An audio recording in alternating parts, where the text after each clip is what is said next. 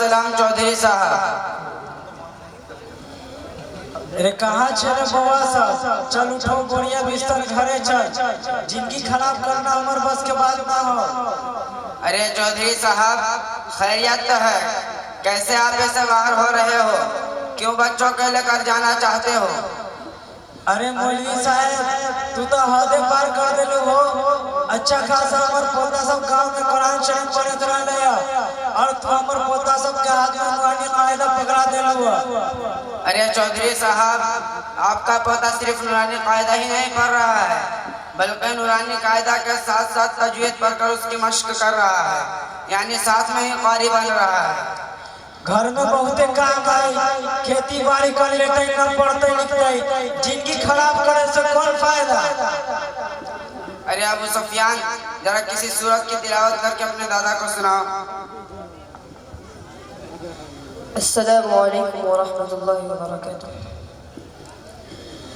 اعوذ باللہ من الشیطان الرجیم. بسم اللہ الرحمن الرحیم. والضحى والليل إذا سجى ما ودعك ربك وما قلى وللآخرة خير لك من الأولى ولسوف يعطيك ربك فترضى ألم يجدك يتيما فآوى ووجدك ضالا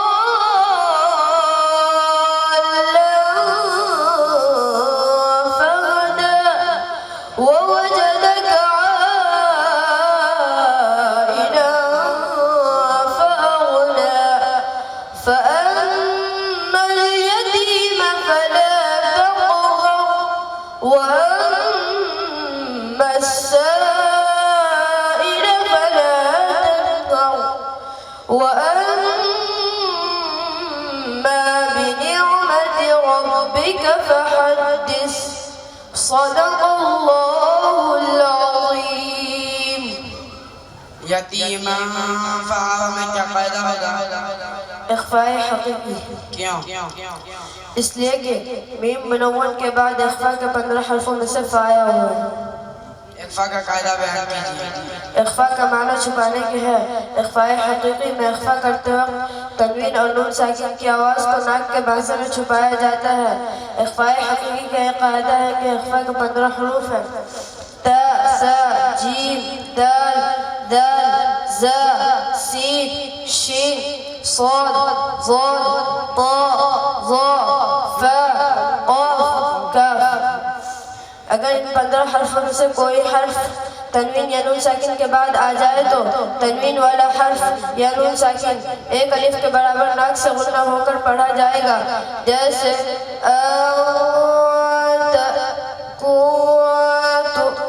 اس کو اخفاء حقیقی کہتے ہیں. ضالن میں کیا قاعدہ ہوگا؟ مد لازم میں مستقل. اس لیے کہ اسی کلمہ میں حرف مدہ کے بعد حرف مشدد آیا ہوا ہے.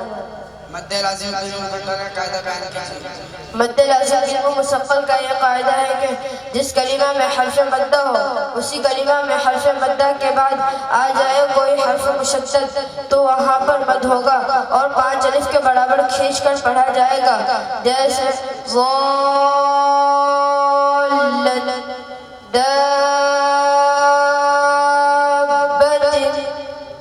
اس کو مد لازم مستقل کہتے ہیں. ارے عبد الباقی ذرا تم بھی کسی سورت کی تلاوت کر کے اپنے دادا کو سناؤ. السلام علیکم ورحمۃ اللہ وبرکاتہ. اعوذ باللہ من الشیطان الرجیم. بسم اللہ الرحمن الرحیم. القارعۃ ما القارعۃ وما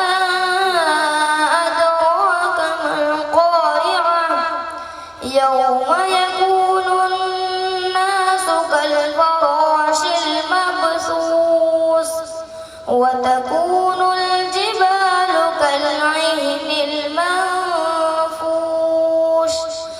وأما من ثقلت موازينه فهو في عيشة راضية وأما من خفت موازينه فأمه هاوية وما أدراك ما هي نار حامية صدق الله العظيم. یوم یکون الناس میں کیا قاعدہ ہوگا؟ حرف غنہ ہوگا کیوں؟ اس لیے کہ ایک حرکت والے حرف کے بعد نون مشدد آیا ہوا ہے. حرف غنہ کا قاعدہ بیان کیجیے. حرف غنہ کا یہ قاعدہ ہے کہ حرف غنہ کے دو حرف ہیں، نون مشدد اور میم مشدد. جب ایک حرکت والے حرف کے بعد آ جائے نون مشدد یا میم مشدد تو نون مشدد یا میم مشدد ایک الف کے برابر ناک سے غنہ ہو کر پڑھا جائے گا، جیسے یغن جنت عما لما، اس کو حرف غنہ کہتے ہیں. وَأَمَّا مَنْ خَفَّتْ میں کیا قاعدہ ہوگا؟ اظہار. کیوں؟ اس لیے کہ نون ساکن کے بعد اظہار کے 6 حرفوں میں سے خا آیا ہوا ہے. اظہار کا قاعدہ بیان کیجیے. اظہار کے معنی ظاہر کرنے اور نکھارنے کے ہیں. اظہار حلقی میں اظہار کرتے وقت تنوین یا نون ساکن کی آواز کو ظاہر کیا جاتا ہے. اظہار حلقی کا یہ قاعدہ ہے کہ اظہار حلقی کے 6 حرف ہیں، حمزہ، عین، غین، خا. اگر ان 6 حرفوں میں سے کوئی حرف تنوین یا نون ساکن کے بعد آ جائے تو تنوین والے حرف اور نون ساکن ظاہر کر کے پڑھا جائے گا، نہ کھینچا جائے گا نہ غنہ ہوگا. جیسے وَانْحَرْ حاسد اذا حسد غاسق اذا وقب، اس کو اظہار حلقی کہتے ہیں. ارے چودھری صاحب، سنا آپ نے آپ کا پوتا کیسا قرآن پڑھ رہا ہے؟ شاباش پوتا شاباش، تو تا کمالے کر گلا، اتنی سی عمر میں قاری بن گلا. ارے مولوی صاحب، جہن مدرسہ سبیل الہدا کا چرچا سن لے رہ لیا انہیں پڑھیا، بلکہ وہ سے اچھا پڑھیا. ایک کام کرنا، ہمر دوگو پوتا آورو ہے، اکرو داخلہ اپنا مدرسہ میں کرنا لا. دن بھر گھر میں خالی گولی گولی اور کرکٹ اور فری فائر کھیلتے رہے چھے، اکرو سب کے زندگی بن جاتا ہے. ارے چودھری صاحب، ابھی ہمارے مدرسے میں بچوں کی بہت ہی زیادہ بھیڑ بھاڑ ہے اور راشن پانی اور رہائش کی بھی بہت کمی ہے.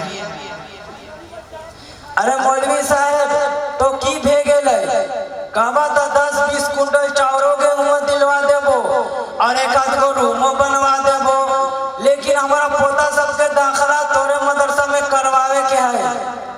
ٹھیک ہے چودھری صاحب، ابھی ناظم صاحب جلسے کے کاموں میں بہت مصروف ہے، جلسہ ختم ہونے کے بعد آئیے گا، داخلہ کی سفارش کی جائے گی. ٹھیک ہے مولوی صاحب، شکریہ. السلام علیکم. وعلیکم السلام.